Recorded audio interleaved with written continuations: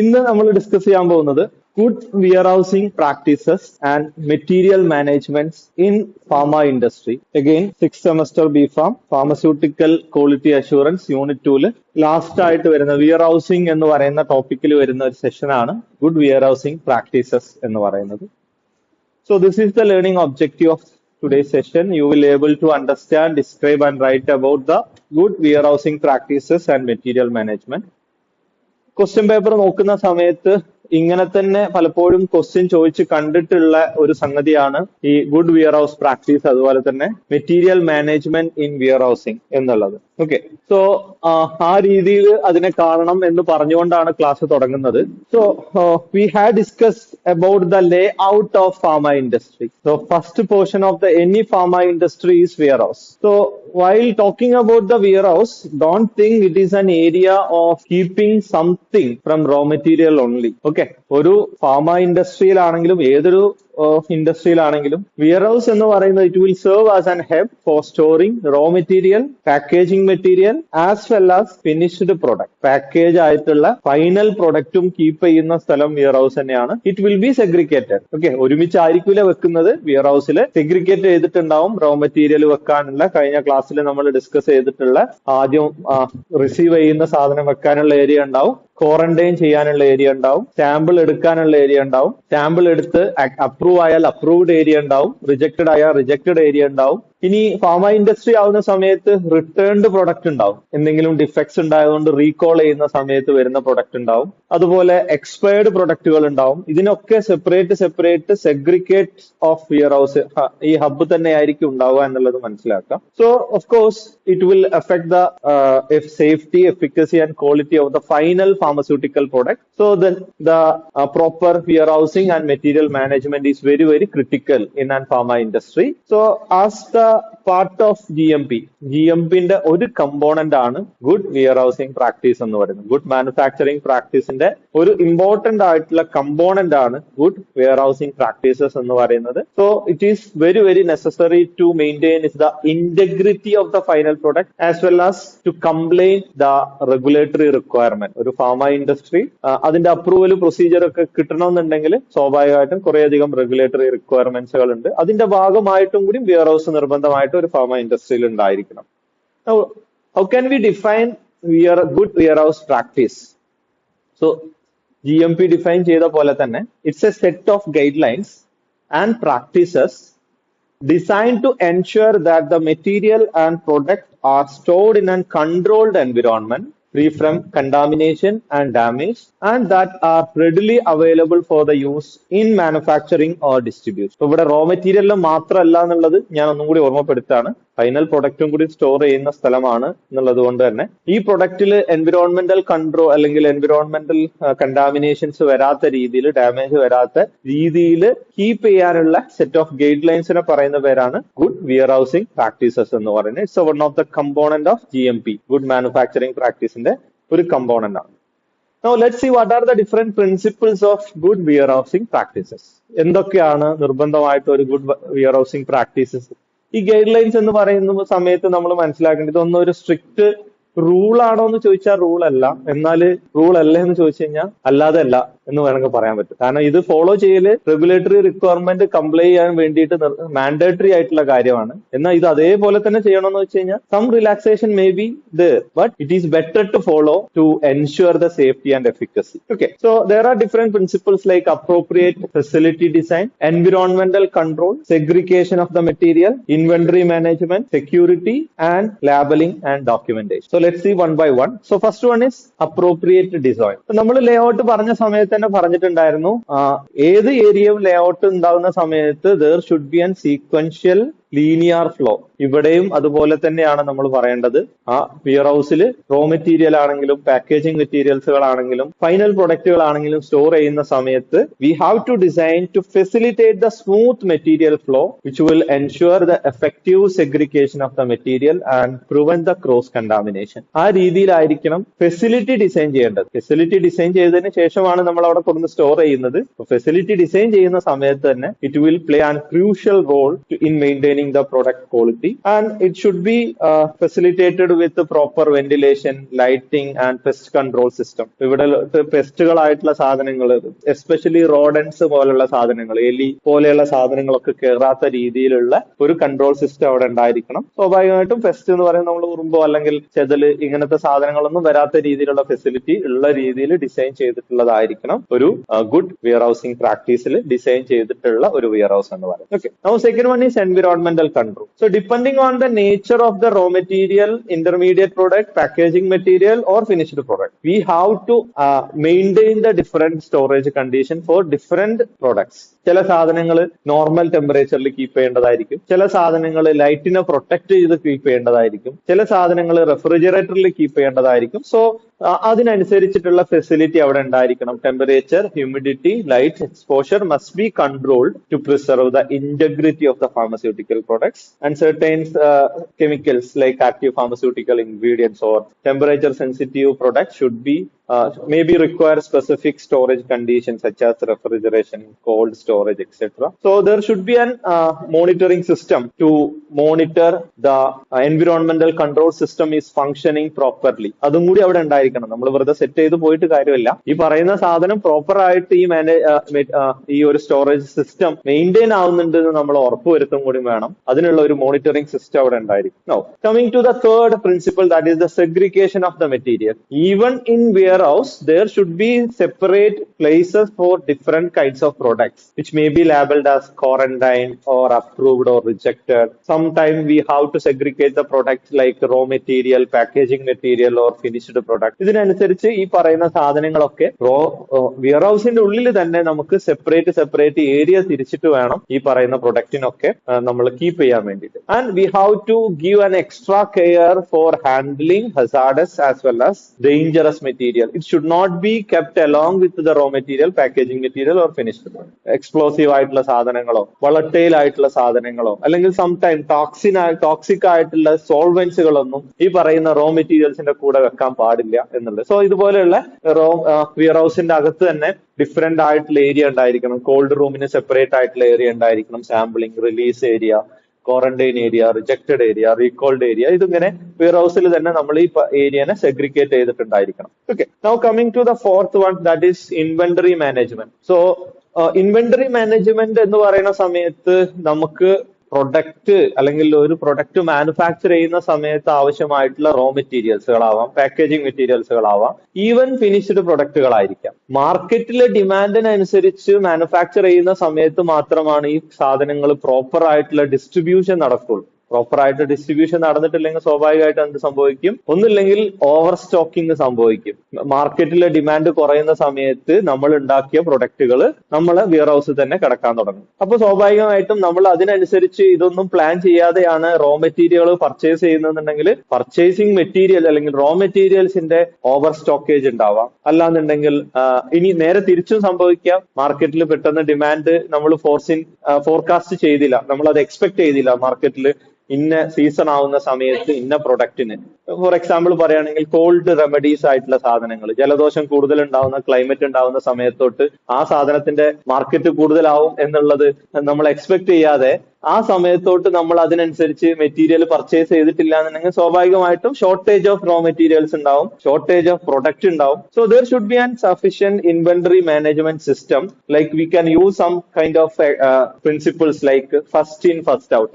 ആദ്യം വന്ന പ്രൊഡക്റ്റ് ആദ്യം എടുത്ത് യൂസ് ചെയ്യുക, അല്ലാന്നുണ്ടെങ്കിൽ ആദ്യം എക്സ്പയർ ആവുന്ന പ്രൊഡക്റ്റ് ആദ്യം എടുത്ത് യൂസ് ചെയ്യുക. ഈ രീതിയിൽ നമുക്ക് ഒരു ഇൻവെന്ററി മാനേജ്മെന്റ് സിസ്റ്റം ഉണ്ടാവും. ഇപ്പൊ നമ്മൾ ഈ പറയുന്ന സാധനങ്ങളൊക്കെ കമ്പ്യൂട്ടറൈസ്ഡ് ആണ് നമ്മൾ യൂസ് ചെയ്യുന്നത്. കറക്റ്റ് ആയിട്ട് സ്റ്റോക്ക് മോണിറ്റർ ചെയ്യാനൊക്കെ നമുക്ക് പറ്റും. Now coming to the security. ഒരു വെയർ ഹൗസ് എന്ന് പറയുന്ന സമയത്ത് നമ്മൾ ഓതറൈസ്ഡ് ആയിട്ടുള്ള പേഴ്സണൽസിന് വന്ന് ഹാൻഡിൽ ചെയ്യാൻ മാത്രമുള്ള രീതിയിലുള്ള ക്ലോസ്ഡ് ആയിട്ടുള്ള ലോക്ക് ചെയ്യാൻ പറ്റുന്ന രീതിയിലുള്ള തെഫ്റ്റ്, ടാമ്പറിംഗ്, അൺഓതറൈസ്ഡ് ആക്സസിനൊക്കെ പ്രിവെന്റ് ചെയ്യാൻ പറ്റുന്ന രീതിയിൽ ഡിസൈൻ ചെയ്തിട്ടുള്ളതായിരിക്കണം ഒരു വെയർ ഹൗസ് എന്ന് പറയുന്നത്.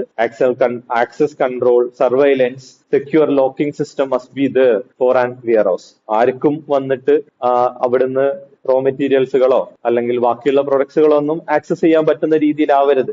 അതിനൊരു ഓഫീസേഴ്സ്, വിയർ ഹൗസ് ഓഫീസേഴ്സുകളോ അല്ലെങ്കിൽ ഇൻഫർമേഷൻ ഓഫീസേഴ്സുകളോ ആ ഒരു ഹൈറാർക്കിയിലുള്ള ആൾക്കാർക്ക് മാത്രമേ അവിടെ ആക്സസ് നമ്മൾ കൊടുക്കാൻ പാടുള്ളൂ. Okay, now 6th one, while keeping any raw material or finished product, it must be labeled and documented.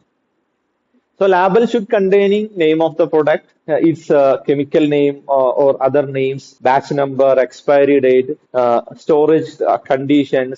ഇതെല്ലാം നിർബന്ധമായിട്ടും ലാബലിന്റെ മുകളിൽ ചെയ്തിട്ടുണ്ടായിരിക്കണം. ഇൻഡിവിജ്വൽ റോ മെറ്റീരിയൽ ആണെങ്കിലും ഫിനിഷ്ഡ് പ്രൊഡക്റ്റ് ആണെങ്കിലും പാക്കേജിംഗ് മെറ്റീരിയൽ എന്താണെന്ന് വെച്ച് കഴിഞ്ഞാൽ ആ സാധനത്തിന് നിർബന്ധമായിട്ടും ലാബൽ ചെയ്തിട്ടുണ്ടായിരിക്കണം. എന്താണ് സാധനം, ബാച്ച് നമ്പർ ഏതാണ്, അതിന്റെ എക്സ്പയറി ഡേറ്റ് ഉണ്ടെങ്കിൽ എക്സ്പയറി ഡേറ്റ്, സ്റ്റോറേജ് കണ്ടീഷൻസ് ഉണ്ടെങ്കിൽ സ്റ്റോറേജ് കണ്ടീഷൻ നിർബന്ധമായിട്ടും ഈച്ച് റോ മെറ്റീരിയൽസിന്റെ പാക്കേജിന്റെ മുകളിൽ ലാബൽ ചെയ്തിട്ടുണ്ടായിരിക്കണം. And also it must be documented to track the material movement, maintenance of inventory levels, and ensure the traceability of quality issues which occur during the production process.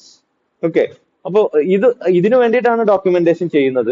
ഒരു track ചെയ്യാന്ന് ഉദ്ദേശിച്ചത് നമ്മൾ material short ആവുന്നുണ്ടോ എന്ന് അറിയാൻ വേണ്ടി മാത്രമല്ല. ഒരു പ്രൊഡക്ഷൻ നമ്മൾ QBD വഴിയാണ് ഈ പറയുന്ന പ്രൊഡക്റ്റ് ഡിസൈനുകളൊക്കെ നമ്മൾ ഡിസൈൻ ചെയ്യുന്നത്. ഇങ്ങനെ ഡിസൈൻ ചെയ്തിട്ട് ഒരു പ്രൊഡക്ഷൻ പ്രോസസ്സ് ചെയ്യുന്ന സമയത്തും ഫൈനലി കിട്ടുന്ന പ്രൊഡക്റ്റിന് എന്തെങ്കിലും രീതിയിലുള്ള ക്വാളിറ്റി ഇഷ്യൂസ് വന്നിട്ടുണ്ടെങ്കിൽ ഈ ക്വാളിറ്റി ഇഷ്യൂസ് ഏത് റോ മെറ്റീരിയൽ നിന്നാണ് അല്ലെങ്കിൽ ഏത് പേഴ്സണൽസ് നിന്നാണ് ഏത് പ്രോസസ് നിന്നാണ് എന്നൊക്കെ ഐഡന്റിഫൈ ചെയ്യണമെന്നുണ്ടെങ്കിൽ ഡോക്യുമെന്റേഷൻ ഈസ് മാൻഡേറ്ററി. അതല്ലാതെ നമുക്കത് കഴിയില്ല. Okay, and this is all about the principles of good warehousing practice. Now coming to the main role of warehouse, good manufacture, good warehousing പ്രാക്ടീസിലുള്ള രണ്ട് കാര്യങ്ങളാണ്. ഒന്ന് receiving and dispatch procedures എന്ന് പറയുന്നത്. Okay, so ഇത് detail ആയിട്ട് നമ്മൾ already discuss ചെയ്ത് കഴിഞ്ഞു എന്നുള്ളത് നിങ്ങൾ മനസ്സിലാക്കുക. റോ മെറ്റീരിയൽസിന്റെ കൂടെ എങ്ങനെയാണ് റിസീവ് ചെയ്യേണ്ടത്, എങ്ങനെയാണ് പർച്ചേസ് ചെയ്യേണ്ടത്, അത് എങ്ങനെയാണ് മൂവ്മെന്റ്, അതിന്റെ മെയിന്റനൻസ് എങ്ങനെയാണെന്ന് ഡീറ്റെയിൽ ആയിട്ട് നമ്മൾ റോ മെറ്റീരിയൽസിന്റെ സെഷൻ എടുത്ത സമയത്ത് നമ്മൾ ഡിസ്കസ് ചെയ്തിട്ടുണ്ട്. ആ സാധനം തന്നെ question, maintenance of raw material in and warehouse എന്നുള്ള രീതിയിൽ ക്വസ്റ്റ്യൻ ചോദിച്ചു കഴിഞ്ഞു കഴിഞ്ഞാൽ ആ ഭാഗത്തു നിന്നുള്ള സാധനങ്ങളാണ് നോട്ടായിട്ട് അല്ലെങ്കിൽ ആൻസർ ആയിട്ട് നിങ്ങൾ ഇൻക്ലൂഡ് ചെയ്യേണ്ടത്. ഇവിടെ നമ്മൾ ജസ്റ്റ് ഒന്ന് ഓവർവ്യൂ പറഞ്ഞു പോകുന്ന മാത്രമേ ഉള്ളൂ. അപ്പോ റിസീവ് ചെയ്യുന്ന സമയത്ത് we have to inspect the damage, we have to verify the document, then we have to ensure the correct quantity as well as quality, and it must be labelled and it must be moved to the appropriate storage area like quarantine. And after receiving the sample we have to go for after receiving the raw material we have to move it into the quarantine. ക്വാറന്റൈനിൽ എത്തിയതിനു ശേഷം അവിടുന്ന് QC department sample എടുക്കും. Sampling അതിന്റെ quality control ടെസ്റ്റുകൾ ചെയ്യും. ടെസ്റ്റുകൾ ചെയ്ത് കഴിഞ്ഞതിന് ശേഷം അതിലെന്ത് അപ്രൂവ്ഡ് ആണെങ്കിൽ അപ്രൂവ്ഡ് ഏരിയയിലോട്ട് മാറ്റും, റിജക്റ്റഡ് ആണെങ്കിൽ റിജക്റ്റഡ് ഏരിയയിലോട്ട് മാറ്റും. ഈ പറയുന്ന കാര്യങ്ങളൊക്കെ നമ്മൾ ഡീറ്റെയിൽ ആയിട്ട് ഡിസ്കസ് ചെയ്തിട്ടുണ്ട്. ഇനി ഇതിൽ പറയാത്തൊരു സാധനം എന്ന് പറഞ്ഞാൽ ഡിസ്പാച്ചിങ് ഓഫ് ദ മെറ്റീരിയൽ. ഒരു വിയർ ഹൗസിൽ നിന്ന് ഏതെങ്കിലും ഒരു സാധനം പുറത്തോട്ട് പോകണമെന്നുണ്ടെങ്കിൽ സ്വാഭാവികമായിട്ട് ഒന്നില്ലെങ്കിൽ ഡാമേജ്ഡ് പ്രൊഡക്റ്റ് ആയിരിക്കണം, അതല്ലാന്നുണ്ടെങ്കിൽ ഫിനിഷ്ഡ് പ്രൊഡക്റ്റ് ആയിരിക്കണം. ഓക്കെ, ഫൈനൽ പ്രൊഡക്റ്റ് ആയിരിക്കണം. ഈ പാക്കേജ് ചെയ്തിട്ടുള്ള അവരെ ഫാർമസ്യൂട്ടിക്കൽ പ്രൊഡക്റ്റ് ആയിരിക്കും ഡിസ്പാച്ച് ചെയ്തിട്ടുണ്ടായിരിക്കുക. So it should be dispatched in a manner that protect them from the damage and maintain their quality. ആ രീതിയിലായിരിക്കണം. ഇപ്പൊ നിങ്ങൾ പാക്കേജിംഗ് ഒക്കെ പഠിച്ചു തുടങ്ങിയിട്ടുണ്ട് 3rd യൂണിറ്റിൽ. സോ എന്താണ് പ്രൈമറി പാക്കേജിംഗ്, എന്താണ് സെക്കൻഡറി പാക്കേജിംഗ്, എന്താണ് ടെർഷറി പാക്കേജിംഗ് എന്നൊക്കെ നമ്മൾ ഡീറ്റെയിൽ ആയിട്ട് തന്നെ ക്വാളിറ്റി അഷുറൻസിൽ പഠിക്കുന്നുണ്ട്. അപ്പൊ അങ്ങനത്തെ കാര്യങ്ങളൊക്കെ നിങ്ങൾ അവിടെ പഠിക്കുന്നതുകൊണ്ട് നമ്മൾ ഡീറ്റെയിൽ ആയിട്ട് അങ്ങോട്ട് പോകുന്നില്ല. Then shipping container must be sealed, labelled and protected from adverse environmental conditions. ആ പാക്ക് ചെയ്തിട്ടുള്ള സാധനങ്ങൾ ഡിസ്പാച്ച് ചെയ്യുന്നതിന് മുന്നേ ആയിട്ട് വെയർ ഹൗസ് ഡിപ്പാർട്ട്മെന്റിന്റെ റെസ്പോൺസിബിലിറ്റി ആണ് ഈ രീതിയിൽ സീൽ ചെയ്തിട്ടുണ്ട്, അതല്ലെങ്കിൽ ലാബിൽ ചെയ്തിട്ടുണ്ട്, പ്രൊട്ടക്ട് ചെയ്തിട്ടുണ്ട് എന്ന് ഉറപ്പുവരുത്തുക എന്നുള്ളത്. Okay, so these are all about the receiving and dispatch procedures. Now coming to the material management in pharmaceutical warehousing. നമ്മൾ ഓൾറെഡി റോ മെറ്റീരിയൽസ് പറഞ്ഞ അതേ സാധനങ്ങൾ തന്നെയാണ് നമ്മൾ ഇതിൽ വീണ്ടും വീണ്ടും ഡിസ്കസ് ചെയ്യാൻ പോകുന്നതെന്ന് പറയാം. മെറ്റീരിയൽ മാനേജ്മെന്റ് എന്ന് പറയുന്ന സമയത്ത് it is a process of overseeing the acquisition, storage and use of material in and pharmaceutical manufacturing area അല്ലെങ്കിൽ ഇൻഡസ്ട്രി. അപ്പോൾ ഇതിൽ it will include rote of process like procurement, inventory control, distribution of the raw material and packaging material and finished products. ഇങ്ങനെയുള്ള എല്ലാ പ്രോസസ്സിനെയും കൂടി ഒരുമിച്ച് വിളിക്കുന്നതാണ് maintenance എന്ന് പറയുന്നത് അല്ലെങ്കിൽ മെറ്റീരിയൽ മാനേജ്മെന്റ് എന്ന് പറയുന്നത്.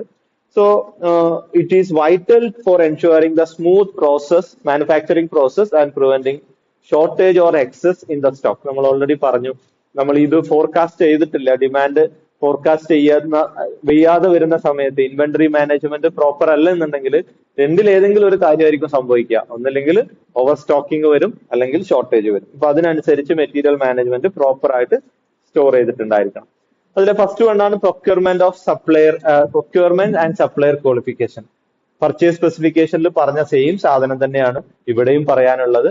പ്രൊക്യൂർ ചെയ്യണമെന്നുണ്ടെങ്കിൽ ഒരു പർച്ചേസ് സ്പെസിഫിക്കേഷൻ വേണം, അതിന് ഒരു സപ്ലയറെ കണ്ടെത്തണം, സപ്ലയറെ ക്വാളിഫൈ ചെയ്യണം, അതിനെ ഓഡിറ്റ് ചെയ്യണം. ആ ഓഡിറ്റ് ചെയ്യുന്നത് സ്റ്റാൻഡേർഡ് മനസ്സിലാവാൻ വേണ്ടിയിട്ടാണ്, വെണ്ടറിന്റെ സ്റ്റാൻഡേർഡ് എന്താണെന്ന് മനസ്സിലാവാൻ വേണ്ടിയിട്ടാണ് നമ്മൾ അത് ചെയ്യുന്നത്. സ്വാഭാവികമായിട്ടും നമ്മൾ ചെയ്യുന്നത്, ഈ പറയുന്ന വെണ്ടേഴ്സുകൾ നമ്മൾ ഓഡിറ്റ് ചെയ്യുന്നത് അവര് GMP പ്രകാരമാണ്, അല്ലെങ്കിൽ അതിന്റെ ഗൈഡ് ലൈൻസ് എല്ലാം അഡ്ഹെയർ ചെയ്യുന്നുണ്ടെന്ന് എൻഷുർ ചെയ്യുക എന്നുള്ളൊരു ഉദ്ദേശത്തിലാണ്. അതുപോലെ തന്നെ also it will review the control of possession and evaluation of their compliance with the regulatory standard.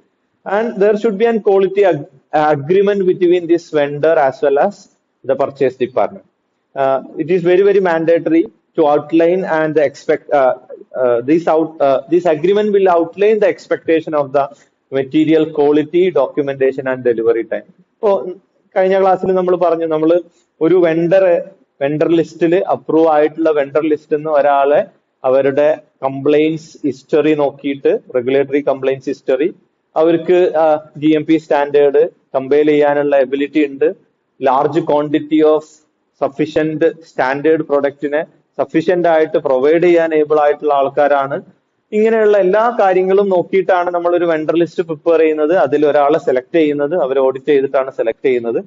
ഇങ്ങനെ സെലക്ട് ചെയ്തിട്ടുള്ള ആളായിട്ട് ഒരു മ്യൂച്വൽ അഗ്രിമെന്റ് ഉണ്ടാക്കിയിട്ടില്ലെങ്കിൽ സ്വാഭാവികമായിട്ടും നമുക്ക് പ്രോപ്പർ ആയിട്ടുള്ള സമയത്ത്, പ്രോപ്പർ ആയിട്ടുള്ള രീതിയിൽ റോ മെറ്റീരിയൽസുകൾ എത്തിക്കാനോ, ഇതിനുള്ള ഒരു നോർമലി ഉള്ള ആ ഒരു ഫ്ലോ അത് നഷ്ടപ്പെടാനുള്ള ചാൻസസുകൾ ഉണ്ട്.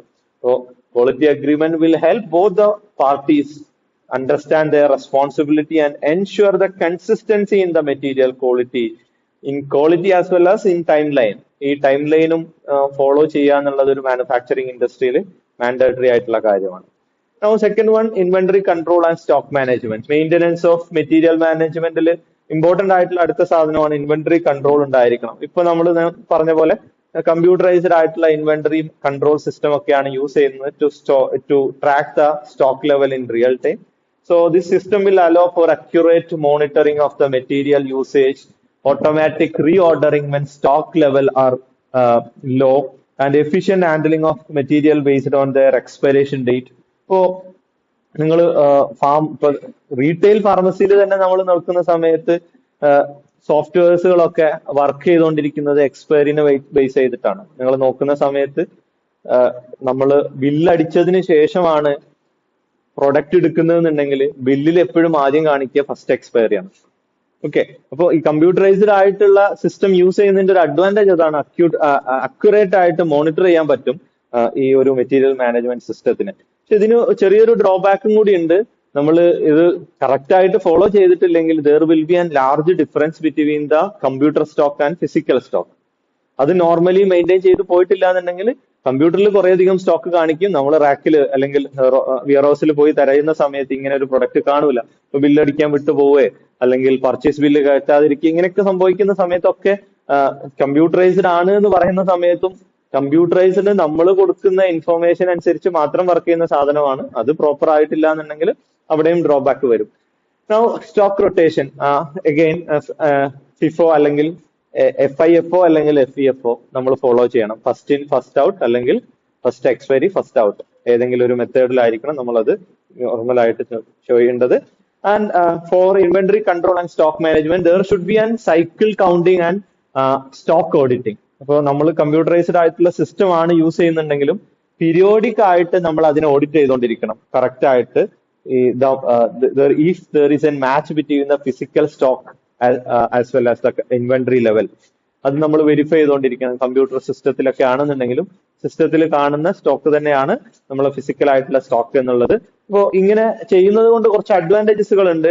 റെഗുലർ ഇന്റർവെൽസിൽ സൈക്കിൾ കൗണ്ടിങ് അല്ലെങ്കിൽ സ്റ്റോക്ക് ഓഡിറ്റിംഗ് ഒക്കെ നടത്തുന്നത് കൊണ്ടുള്ള അഡ്വാൻറ്റേജസ് എന്ന് പറയുന്നത്, it will help to identify any discrepancy such as damage or missing material, or they will allow for the timely corrective actions also. So that is the cycle counting and stock auditing.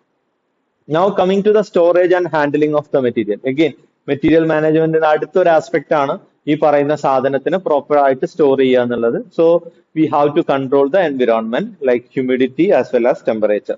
അപ്പൊ ഏതാണോ അതിന് proper ആയിട്ടുള്ള control system നമ്മൾ കൊടുത്തിട്ടുണ്ടായിരിക്കണം. Pharma ഇൻഡസ്ട്രിയിലുള്ള ബാക്കിയുള്ള production ഏരിയയിലെ പോലെയൊക്കെ തന്നെ ഇവിടെയും HVAC സിസ്റ്റം ഉണ്ടായിരിക്കണം. Heat ventilation air condition system ഉണ്ടായിരിക്കണം. അത് കറക്റ്റ് ആയിട്ട് മോണിറ്റർ ചെയ്തിട്ടുണ്ടായിരിക്കണം. ടെമ്പറേച്ചർ സെൻസിറ്റീവ് ആയിട്ടുള്ള പ്രൊഡക്റ്റുകളാണെങ്കിൽ റെഫ്രിജറേറ്ററുകളോ കോൾഡ് സ്റ്റോറേജ് സിസ്റ്റംസുകളൊക്കെ നമുക്ക് ആവശ്യമാണെങ്കിൽ അത് നമ്മൾ യൂസ് ചെയ്തിട്ടുണ്ടായിരിക്കണം. Then handling procedure, all the raw material handling should be as per the SOP. ഇതിനും ഒരു SOP ഉണ്ടായിരിക്കണം. അതിൽ SOP പ്രകാരം നടക്കുന്ന സമയത്ത് we have to handle with care to avoid any kind of damages or contamination in raw material, packaged material or in finished product. Okay. അപ്പൊ അതിനനുസരിച്ചിട്ടുള്ള protective cloth.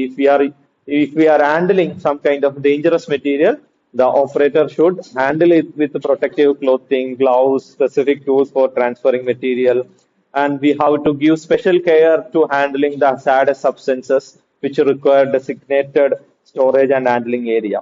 Okay. And last one is regulatory requirement and guidelines. ഈ management, material management in warehouse should be as per the guidelines of good warehousing practice as well as good storage practice. Okay, ഈ രണ്ട് സാധനങ്ങളും നമ്മൾ നിർബന്ധമായിട്ടും follow ചെയ്തിട്ടുണ്ടായിരിക്കണം. Good manufacturing പ്രാക്ടീസിലുള്ള guidelines FTA 21 CFR part 211 പറഞ്ഞിട്ടുള്ള European GMP guide ലൈൻസിന്റെ പ്രകാരമുള്ള എല്ലാം വെൽ ഡിസൈൻഡ് ആയിട്ടുള്ള വിയർഹൗസ് പ്രാക്ടീസസുകൾ നമ്മൾ ഫോളോ ചെയ്തിട്ടുണ്ടായിരിക്കണം. Which focus on preventing contamination, ensuring traceability and maintaining proper environmental controls. And also guidelines also require the warehouse maintain comprehensive documentation for all the stored material as well as the product. So that is the good manufacturing guidelines for regulatory requirement for management of materials in warehouse. And also there is a guidelines on good storage practices. So WHO also developed and guidelines for good storage practices for pharmaceutical products, which focus on proper storage, handling, distribution of the pharmaceutical products to prevent the degradation, contamination or damage, which will emphasize the need for proper labeling, inventory control, and training of the warehouse personnel. These are the guidelines on good storage practices. So that's all about the warehousing. So we had discussed about the good warehousing practices and material management in warehouses. So these are some of the questions from this session. Describe the concept of material management and good warehousing practices for 10 marks. And how will you maintain the store for raw material? Raw materials ന്റെ കൂടെയാണ് നമ്മൾ discuss ചെയ്തിട്ടുള്ള detail ആയിട്ട് നമ്മൾ അത് discuss ചെയ്തിട്ടുണ്ട്. എങ്ങനെയാണ് raw മെറ്റീരിയലിനെ മെയിൻറ്റെയിൻ ചെയ്യുന്നത് എന്നുള്ളത് from purchase specification to till the usage. അതിൽ ഓരോ പോയിന്റ് നമ്മൾ ഡീറ്റെയിൽ ആയിട്ട് തന്നെ എക്സ്പ്ലെയിൻ ചെയ്യണം. Receiving of the sample, receiving of the raw material, അതിന്റെ ചെക്കിങ്, അത് കഴിഞ്ഞ് കഴിഞ്ഞാൽ അതിന് സാമ്പിൾ എടുക്കുന്നത്, സാമ്പിൾ എടുക്കാനുള്ളതിന്റെ എല്ലാ ഡീറ്റെയിൽസും നമ്മൾ അതിൽ മെൻഷൻ ചെയ്തിട്ടുണ്ടായിരിക്കണം. അതിനുശേഷം depending on the test result whether it is approved or rejected, അത് നമ്മൾ mention ചെയ്തിട്ടുണ്ടായിരിക്കണം. Now next one is explain the details about the material management in good warehouse practice. Explain the functions of good warehousing practices. How to maintain the raw material purchase specification and store.